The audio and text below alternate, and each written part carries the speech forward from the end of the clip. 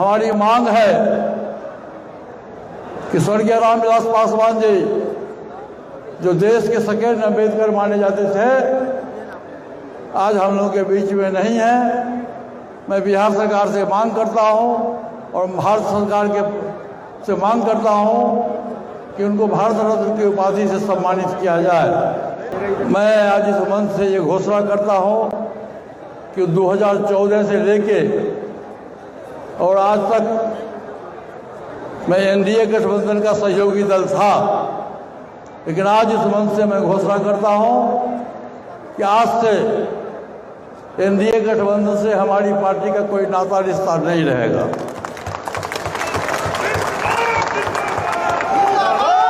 और हम अपनी पार्टी को चलो गांव की ओर का नारा हम लोगों ने दिया है, और हमारे साथ है सूरजभान सिंह जी मौजूद हैं, और हम सब लोग मिलके बिहार में एक नया बिहार बनाएंगे और 243 सीट पर हम पूरे बिहार में घूम के अपनी पार्टी की सदस्यता अभियान, पार्टी के संगठन को हम मजबूत कर रहे हैं। अभी तक संतोष की रिपोर्ट में आप सबों का स्वागत है। और आज हम संतोष की रिपोर्ट में बात पशुपति पारस के एनडीए से बाहर निकलने की घोषणा का राजनीतिक, खास करके बिहार की राजनीति पर क्या प्रभाव पड़ेगा, जो आप कार्यक्रम की शुरुआत में सुना है, उसका क्या प्रभाव पड़ेगा, इस पर चर्चा करने आए हैं। वैसे चुनाव में अभी वक्त है। 4 खिलाड़ी, प्रशांत किशोर, आईपी गुप्ता, आज पारस और मुकेश सहनी पहले से हैं। मतलब 4 खिलाड़ी मैदान में उतर चुके हैं। यहाँ जो स्थापित राजनीति है, जिसको कह सकते हैं कि इंडिया गठबंधन और एनडीए गठबंधन, मुकेश सहनी अभी भी तय नहीं कर पाए हैं कि किनके साथ जाएंगे, और उनका वो मिजाज भी रहा है, स्वभाव भी रहा है, कोई विचार से तो कमिटमेंट है नहीं। जहाँ जो बातें लह जाए, जहाँ जो सीटें मिल जाए, उसके बाद तो फिर अपना जो खेल है वो खेल फरूखाबादी चलेगा ही। वैसे जगह जगह वो उम्मीदवार खोजना शुरू कर दिए।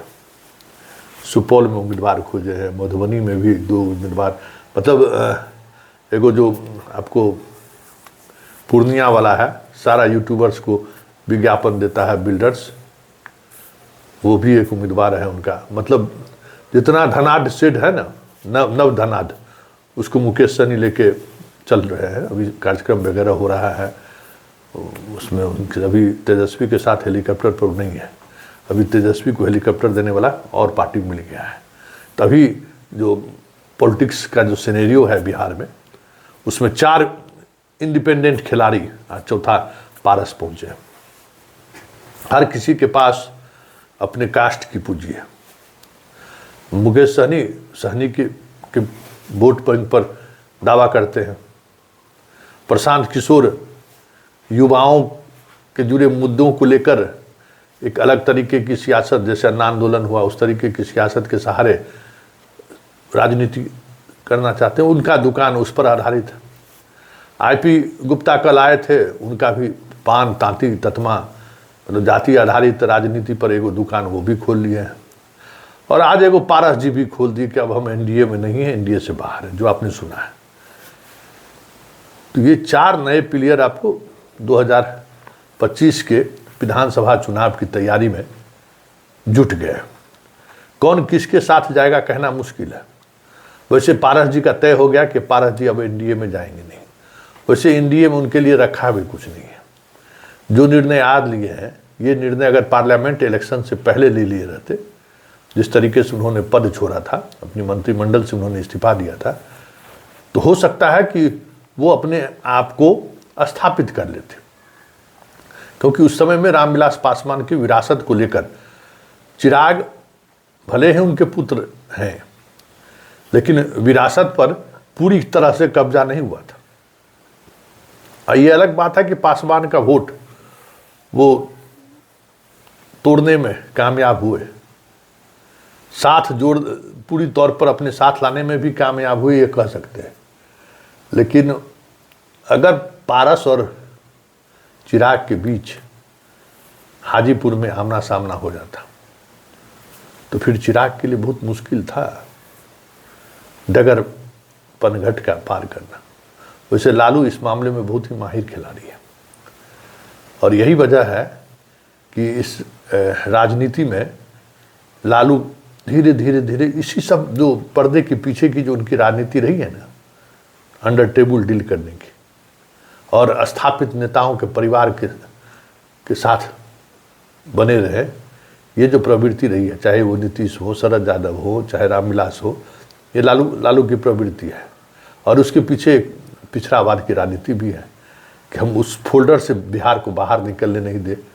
इसलिए पारस से मिले जरूर, पारस को उन्होंने झांसा जरूर दिखाया, लेकिन अगर पारस को मिलाकर वो चुनावी मैदान में उतर जाते तो वो चुनाव वाकई में जबरदस्त चुनाव होता।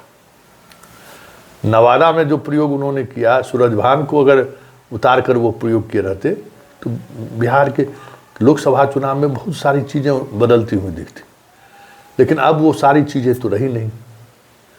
विधानसभा चुनाव है, पासवान पूरी तौर पे चिराग के साथ शिफ्ट हो चुका है, ये साफ दिख रहा है। अब इनके पास भी मतलब लालू के पास भी कोई दलित चेहरा नहीं है, कोई दलित उस तरीके का विश्वसनीय चेहरा इनके पास भी नहीं है जो दलित वोटर को अपने आप तरफ खींच सके। महेश्वर हजारी के बेटा को कांग्रेस से टिकट दिलाने में मदद जरूर की, लेकिन इतना लेट कर दिए, इतना विलम्ब हो गया कि वो भी कुछ नहीं कर पाया, बुरी तरह से चुनाव हार गया। तो ये जो महागठबंधन की राजनीति में जो लालू फैक्टर है ना, वो फैक्टर कहीं न कहीं अल्टरनेटिव राजनीति को स्थापित नहीं होने दिया है। बिहार की बात हम करें तो ऐसे में पारस एनडीए से बाहर होकर सिवाय 2-3 सीटों पर लालू के साथ, लालू की कृपा पर उन्हें मिल जाए तो कोई बड़ी बात नहीं हुई, यही बस। क्योंकि लालू का भी नीयत उस तरीके से ठीक नहीं है, ये साफ दिख रहा है। क्योंकि उनके खुद के बेटे तेजस्वी और तेज प्रताप के जीत में 2020 के चुनाव में चिराग का बड़ा साथ रहा है। और इस बार भी चाहे राघोपुर लड़े चाहे हसनपुर लड़े, चिराग का सहयोग उनको चाहिए, बगैर उसके चुनाव वो नहीं जीत सकते।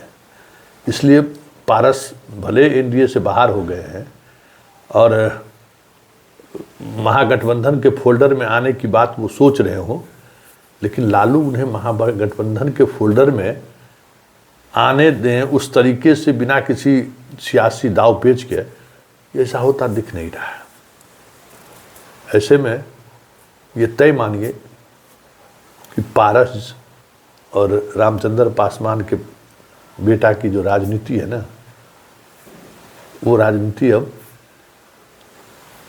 मतलब सिर्फ पैसा वगैरह है तो उसके सहारे जितने दिनों तक टिक जाए, जमीनी धरातल पर कुछ भी बचा नहीं हुआ है। क्योंकि अलौली में, शहरबन्नी में जो माँ के साथ घटना घटी है रामविलास पासवान जी की पहली पत्नी के साथ, वो भी उस विरासत की लड़ाई का आखिरी वो कड़ी है, जिस कड़ी के सहारे पारस और रामचंद्र पासवान के तमाम पुत्रों को वहाँ से भी बेदखल करने की कोशिश है। वो जो घटना घटी है, रामविलास पासवान की पहली पत्नी के साथ इन लोगों ने मिसबिहेव किया, केस भी हुआ है, लेकिन वो वाकई में वो भी एक पॉलिटिकल स्टैंड ही है और वो लड़ाई का आखिरी गढ़ बचा हुआ है। शहरबन्नी, अब शहरबन्नी मतलब दिल्ली हाथ से गया, पटना हाथ से गया, अब शहरबन्नी पर चिराग की दबिश है। ऐसे में अब पारस के पास कुछ बचा हुआ भी नहीं है। पारस अब कर क्या सकते हैं, क्योंकि वो लोकसभा चुनाव से पहले अगर जिस तरीके से मंत्रिमंडल से इस्तीफा देकर बाहर आए थे और साहस कर लेते और लड़ने का ऐलान कर देते, तो फिर चिराग और पारस में कौन उत्तराधिकारी होता रामविलास पासवान का, कहना मुश्किल था। लेकिन अब तो सब कुछ तय हो चुका है। इसलिए ये सारी चीज़ें बस एक कह सकते हैं कि कवायद है, एक बुझते हुए दिए कि लौ फिर से जलाने की कोशिश है।